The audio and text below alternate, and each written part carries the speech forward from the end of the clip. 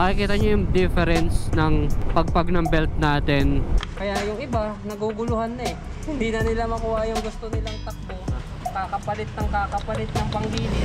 Kumbaga, ang pinakasikreto ni Sir Nicky is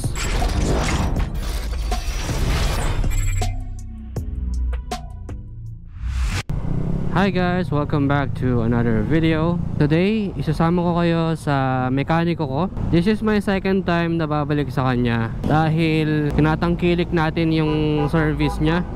Sobrang namangha tayo dun sa naging service niya na CVT cleaning na wala yung pagpag ng belt ko at mas naging pino yung takbo ng ADV natin. May papakita ko dyan sa inyo na before and after.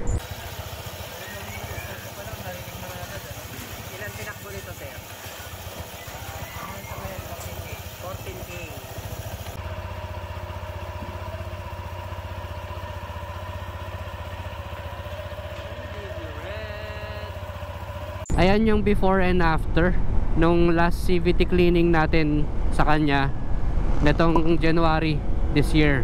Makikita nyo yung difference ng pagpag ng belt natin at kung gaano ka-vibrate yung CVT natin. Makikita nyo dyan sa video pa lang na yan. Pero this time, para mas updated tayo at para masilip na rin natin yung Dr. Pulley flyballs natin kung kamusta yung performance, kung kamusta yung kanto, yung itsura ng bola mismo, kung palitin na ba. So bukod doon, titignan natin yung iba pang piyesa, yung mga dapat na palitan na. At least this time may reference tayo. Kung makikita nyo back in January, andyan yung before and after natin. Iko-compare natin yung after sa today's before and after, okay? Guess nyo ba?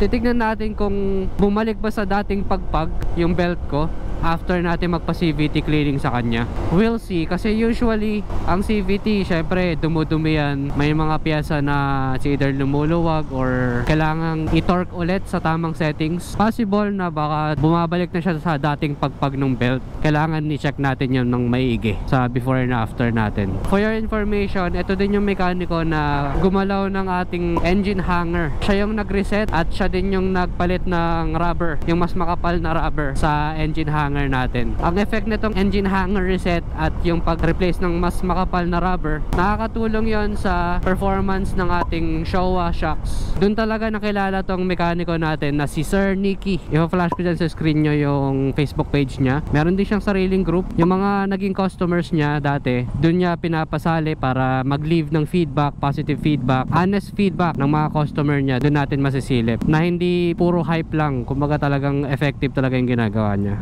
Kung interested kayo, yung address niya ilalagay ko lang din dyan sa description para na din ma-PM nyo siya sa mga prices niya ng kanyang service. Etong si Sir Nicky mayayain to, medyo camera shy ito, pero pagkausap nyo talaga siya or may mga katanungan kayo regarding sa service niya, kung bakit niya ginagawa to, kung ano yung mga positive effects ng mga service na ginagawa niya, alam niya yung sinasabi niya. Alam mong by experience yung sagutan niya, kumbaga. Nga pala guys, itong si Sir Nicky, strictly by appointment to ha. Ayan, sa mga taga ano dyan, taga QC, malapit lang dito si Sir Nicky. Lapit na tayo, 4 minutes away oh. May appointment tayo sa kanya by 2 PM. So saktong-sakto yung dating natin. Today is May 12, Monday. Kung interested kayo magpa-service dito kay Sir Nicky, take note nyo na lang tong kung nasan ako ngayon. So yan, cruise na ano man yan. Pagpasok nyo dyan, diretso lang dito. Nasa maps naman si Sir Nicky, so madali natin siyang matatrack. So ayan, sa maps lalagay ko na lang dyan yung ano, yung pin location address. Wait, inaalala ko yung eskinita na pinasukan ko. Ito ba yun? Ah, ito nga ata yun. Ito sa may poste ng Baluyot Street. Itong poste na to, dito tayo papasok papunta kala Sir Nicky. Ay, medyo makitid lang yung kalsada dito. Eskinita na to. Padaan po Sir Nicky. Ayan, diba? Tinan nyo, kilala si Sir Nicky dito.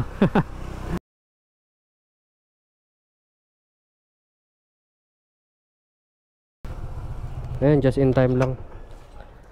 Time check 1:56. Warm up lang muna natin to kasi mainit-init pa to sa biyahe. So medyo camera shy dito si Sir Nicky. Sabi niya ayaw niya makunan sa camera eh. So hindi natin siya kukunan. Kumbaga yung tamang proseso na lang gagawin ang kukunan natin sa kanya. And pumayag naman siya. Before and after ulit. Kung bumabalik siya sa pagpag. Bumabalik yung pagpag na naman. Bumabalik naman yung kasi yung belt kasi nakaganyan yan. Nilinis natin. Siyempre pag tumakbo ng mga 3 to 5,000 yan, babatak yan eh. Wear and tear pa. Tapos ng pagpag. Oo, siyempre, nangyayari, napupudpud din. Nasisira din yung rubber, katagalan. Ang importante dyan, yung grasa niya, intact pa rin dapat. Baga dapat, may laman.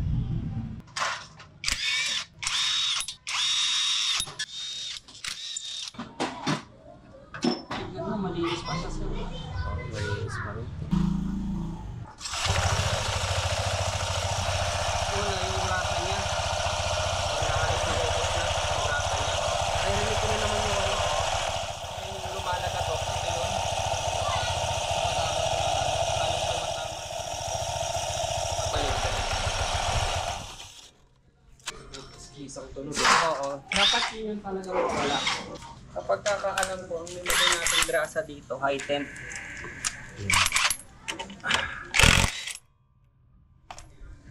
Tama naman lahat. Okay. Tama yung factory settings ng. Medyo dumudulo ka naman. Kahit stock lang siya. Nakita mo parang dumudulo. Diba? Yung ito. Lumagpas na yung grasa niya. Kasi nga, high temp yung nilagay ko yan eh, nung una eh. High temp freeze. Oo. Hindi naman talaga advisable ang high temp dito. Ayun ang ganda ng kain niya Ibig sabihin, sumasagad siya hanggang dulo. Alam na nakaano pala to. Dr. Puli. Hindi mo naalala? Hindi, nalimutan ko na. Ito wala na to, sir. Oo. Maluwag na. Maluwag na to. Bilis naman. Ano ba to, Dr. Puli? Dr. Puli din. Siguro, isasuggest ko, stock na lang. Okay. Meron naman ako dyan pag gusto mo. Meron kasi ako dyan. Mga pinagpalitan, yung mga masisikip, ibigay ko na lang sa'yo. Para maayos pa rin yung takbo ng panggilid mo. Sa backplate, okay naman. Yung poste. Yung poste, saan na ba yun? Hindi naman siya ganun kalala. Pero ayan kasi kapag iba kasi yung ginamit mo talaga na slide piece, medyo matigas ang nangyayari kasi. Parang kinakayod niya tong poste na to. Oo. Ayan kung makikita mo. Mas matigas pa yung slide piece. Tapos lumalambot yung poste. Oo, nakakaskas siya Nakita mo Which is normal lang kasi nga 'di ba sabi ko sa iyo noon, hanggang maaari stock lang yung ilalagay natin na ganito. Okay naman to. Maganda yung drive face at pulley mo sa belt. Ang belt natin, ganito talaga ang pag-check niyan. Ayan. Hindi mo siya bubuklatin na ganun. Parang ibibenta mo siyang ganun. Kasi pag binuklat mo yan, tendency, lalong mabibiyak. Actually, kung makikita mo siya, ayan meron siyang biyak. Meron. So, kaya pa naman, ang hangganan niya kasi hanggang dito lang sa thread eh. Yan. Yung puti. So, pag dumulo na siya doon, ibig sabihin, palitin na. So, sa ganitong kondisyon, kaya pa to, pero hanggang maaari, mapalitan na. Yung ganito. Yun nga tinakba, sir? 16.5. 16.5. Ang nakalagay kasi sa shop manual nito is 25. 25. Pero sa 20k, dapat napalitan na to. So, siguro paabutin mo na lang ng 20k. Then, tsaka ka magpalit. So far goods naman. Okay. Yung lining mo naman makapal. Ayun Tapos ito, sumabog yung grasa niya. Ito kasi pwedeng excess lang to. Yung sumobra. Pero pag marami yan, ibig sabihin, sabog, nasira yung o-ring niya. Okay. So far naman, wala naman. Ito lang So pwedeng excess yung nangyari dito. Kapit-bahay ko. Kala ko. Ingay. Touch frame. Lining. Lining mo sir Okay po. Wala naman sekreto. Ito lang. T-shirt. Linisin mo lang mabuti. Tanggalin mo yung lumang grasa, tsaka mo palitan ng bago. Yun lang naman ang sekreto niyan. Sipag. Oo, sipag lang pagsisinsil. Yan, sisinsilin mo lahat ng lumang grasa. Tanggalin mo, tsaka mo linisin. Yun lang naman ang sekreto niyan. Siyempre, pag nasa shop ka kasi, medyo, siyempre, kailangan may maraming gawayan eh. Maraming nakapila. Siyempre, kailangan kokota sila eh. Nagkakaroon ng tinatawag na shortcuts. Yan nga, sa paglilinis. Yan, nilinisin mo talaga siya ng maigi. Yan, oh. Special. Gawa natin. Degreaser.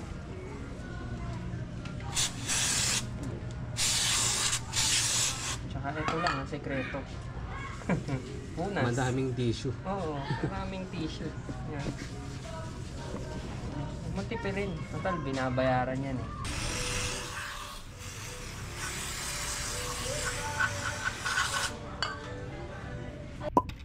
Ito, brush. So, bahan muna natin to, tubig. Parang matanggal yung mga... Brushin mo lang, ganyan. Ito, yung pagtama ng belt, yan o. Oo nga. Pero hindi naman grabe. Pero meron pa rin. Which is normal naman. Hindi naman mawawala na sa scooter yan. Ayoko rin naman magsinungaling sa'yo. Ngayon, kung gusto mong mawala yan, eh, wala akong may sasuggest sa'yo.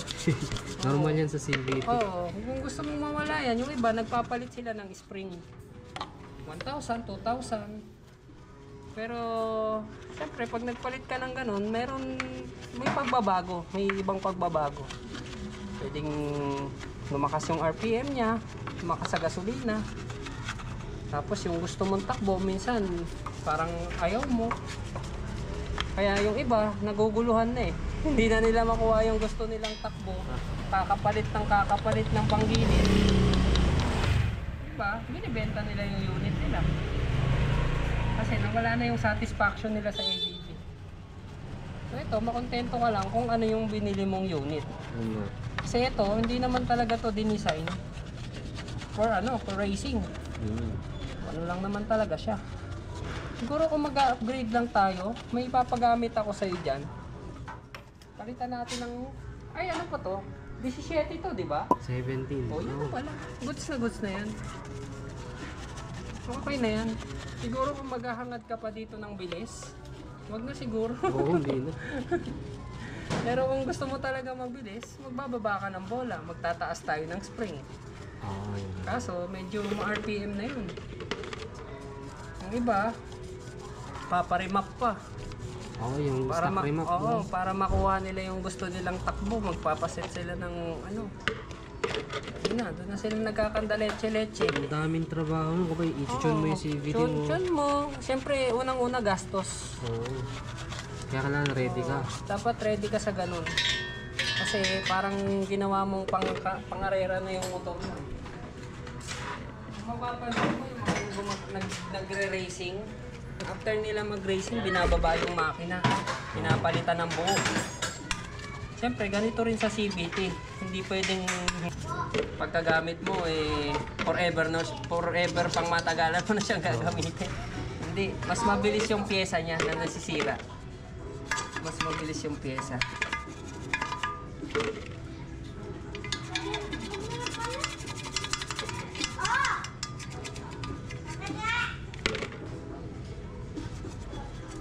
Turo mo pa sa kanila yung Tinuturo ko sa kanila kasi unang-una gusto nilang magpalinis sa akin. Pero yung lugar nila malalayo. Oo, tama. Imaginin mo, meron ako dito taga Cavite. Madayo para lang magpalinis. Nakatatlong linis na kami. So ibig sabihin, 3 beses na siyang bumaba dito. Alam mo sabi niya sa akin, hindi sir, mas gusto ko na lang magpalinis sa'yo. Okay na yun. Oo, kasi wala akong time. Wala akong time. Tsaka mamaya magkamali ako. Pero alam mo sir, ina-actual ko na sa kanya yun. Hindi lang siya nakikinig.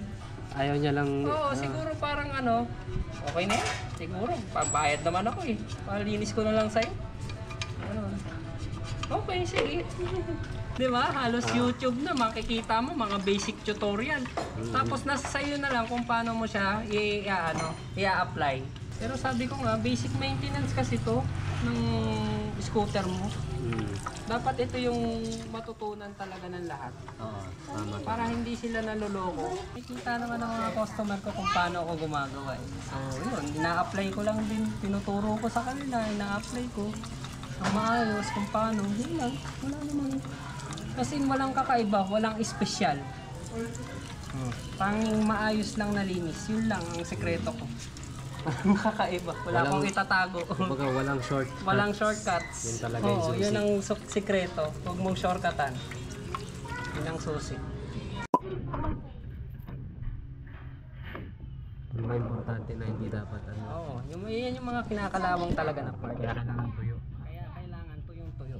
Siyempre, pagka ganyan mo, ibo-blower mo pa yan eh. Kuhanin mo yung blower.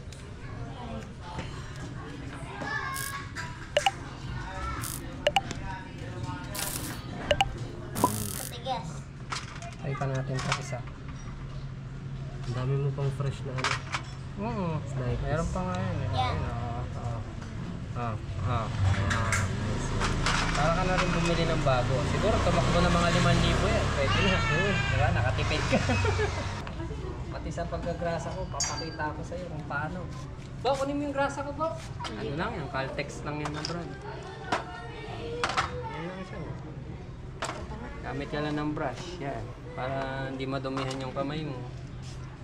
Tulad ko, maselan ako eh. Yan, brushin mo lang yan. Oh. Nag-bolt in na silang dalawa. Tapos yung excess, tissue ulit. Ayan lang, pupunuin mo lang siya. So bali ito yung kain. Oo. Okay pa rin naman na sir. Oo, okay pa. Yung bata yung tamang paglagay ng ano. Factor huli, no? Pero double check ulit natin yan. Para sure. Tapos tanggalin mo yung excess. Walang sasabit. Kapag nilagay natin yung collar niya, hindi sumabit yung grasa. Yun ang hindi mo makukuha ang servisyo sa ano, sa mga commercial na motor shop. Talaga ba? Kasi pag minamadali mo talaga, sir. Tulad yan, grasa, di ba may excess? Pag pinasok mo na to, yung grasa ibababa niya lang, pupunta yan dito sa baba. So pag umikot na yan, tsaka tumatalsik yung mga grasa. Kaya yung kanina, yung excess, normal yun. Kaya ayan, tatanggalin natin na mabuti yung mga excess. Ayan, para hindi siya sumabit. So lagyan mo lang din ng konting grasa. Ayan. Madalas ba sir pag sumasobra din naman sa grasa? Oo, hindi. Ang tawag doon, yung parang Kumatagas, kumakalat siya. nakakaambag siya dun sa dragging ba yun? Oo. Siyempre pag pumunta yan sa lining mo, sa bell, nagkukos na ng dragging yan. So ito, yan, tama yung grasa niya. Lagay mo lang tong collar. So walang excess dyan. Then, buka mo lang siya isa. Yan o, lalabas yung excess niya nandun. Ayun. So kung ano lang yung kung ano yung nilabas niya, yun lang yung right amount na nandun. Yun lang yung tama. Then yung excess, kalat natin. Lagay natin sa bearing. Yan. Gamit itong maliit kong brush. Lagay mo lang siya sa bearing. Para malubricate yung bearing. Dagdagan mo. Huwag mo tipirin ng bearing. Pagkagrasa. Ayan, lining. Lagyan nyo ng silicone oil. Dapat may play. Yan o. Yan yung play niya. Maluwag yung play. Oo, maluwag yung play niya. Clutch spring. Ay, yung alcohol lang po.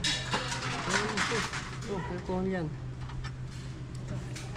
Anchor spring. Tsaka yung ano ba to? Collar ulit. Plastic.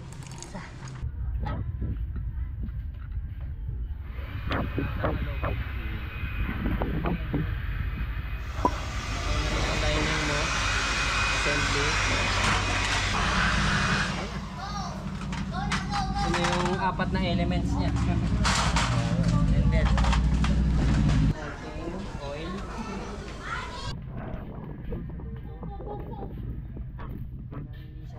stack up. Tuldok. Belt. So yung bando nakaharap sa atin, Honda bando. Paano natin siya kinuha?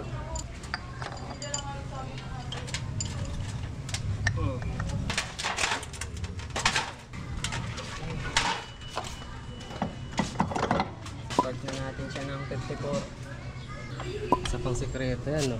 Oo, ito. Siyempre, para hindi mabusalsal yung thread niya.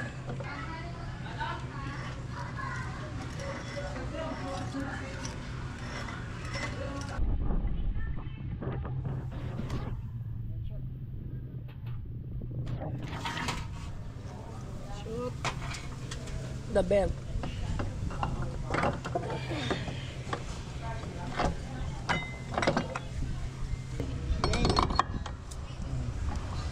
Nasaan?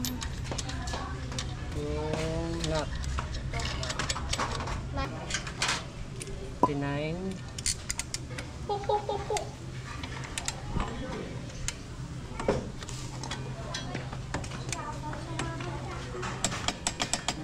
49. Dito naman sa kabila.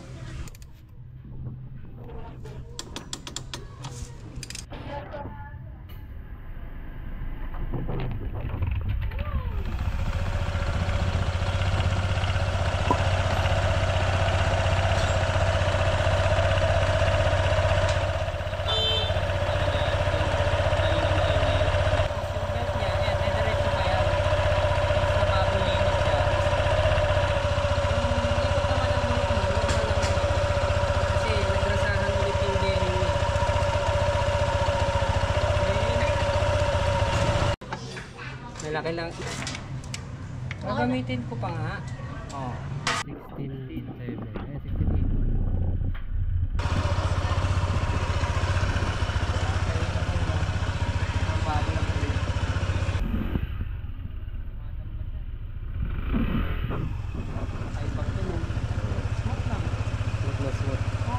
Para lang siyang bago labas sa kaso. Okay. Thank you, sir. Thank you so much po.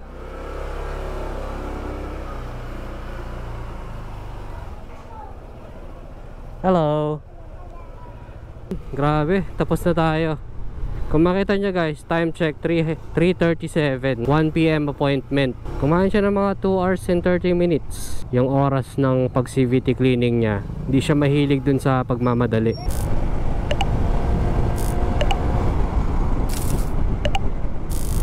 Iba talaga hatak ng bagong CVT cleaning. Sobrang smooth. Tapos yung service na CVT cleaning mo, yung gawang Sir Nicky pa. Talagang smooth CVT. Kung mapansin nyo kanina yung before gawin, may pagpag na ulit yung belt. Pero normal naman daw kasi yun.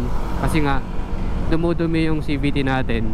Ang hindi normal doon, yung nagkikiskisan na tunog. Alam niyo yung ano, yung nasa side ng bell natin, andun yung nagkikiskisan na tunog. Sabi ni Sir Nicky, maaaring kulang na sa grasa. Kumbaga madumi na yung mga pyesa. After ng CVT cleaning, paparinig ko sa inyo yung tunog ng CVT natin.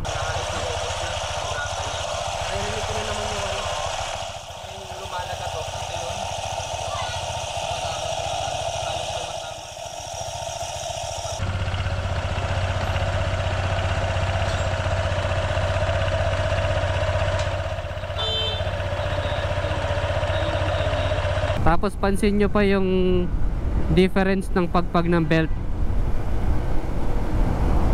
nung last CVT cleaning natin sa kanya netong January this year. Nahihiya lang ako kaninang mag-video ng sobrang lapit dun sa ginagawa ni Sir Nicky kasi ayoko siyang mastorbo sa proseso na ginagawa niya. Dahil sobrang selan na tao ni Sir Nicky pagdating sa mga kalikot. Talagang no shortcuts siya. Hindi niya minamadali yung proseso. Mas prefer ko na sa kanya na lang ako pumunta kaysa pumunta pa sa mga malalapit na motor shop dito sa atin. Mas dadayuhin ko pa siya para lang sa quality service. Bawat piso na ibabayad mo sa kanya sobrang sulit. Kumbaga ang pinakasikreto ni Sir Nicky is wala siyang shortcut na step sa paglilinis ng CVT. Nabanggit ko nga lang din pala kanina na bukod sa CVT cleaning, may isa pang quality service si Sir Nicky. At yun yung engine hanger reset niya. So siya din yung nag-service na tong ADV 160 natin. Kaya sobrang ganda na ng play ng Showa shocks natin. As in, dito ka talaga makapasabi na stock is good, no doubt. Basta gawang Sir Nicky. So ayun, sa mga interested dyan na magpagawa kay Sir Nicky sa kanyang CVT cleaning service at sa kanyang engine hanger reset, hindi siya gumagawa ng walk-ins. So make sure guys na bago kayo pumunta sa address niya na ilalagay ko dyan sa description, make sure na may appointment kayo sa kanya. Chat niya lang siya guys, sobrang responsive niyan sa Messenger. So kung nag-enjoy kayo sa video natin for today, huwag nyo kakalimutan mag-subscribe. Hit nyo na rin yung notification bell icon dyan. At i-like yung video kung marami kayo natutunan. And maraming salamat ulit sa oras nyo. This is Carl MK. Ride safe always.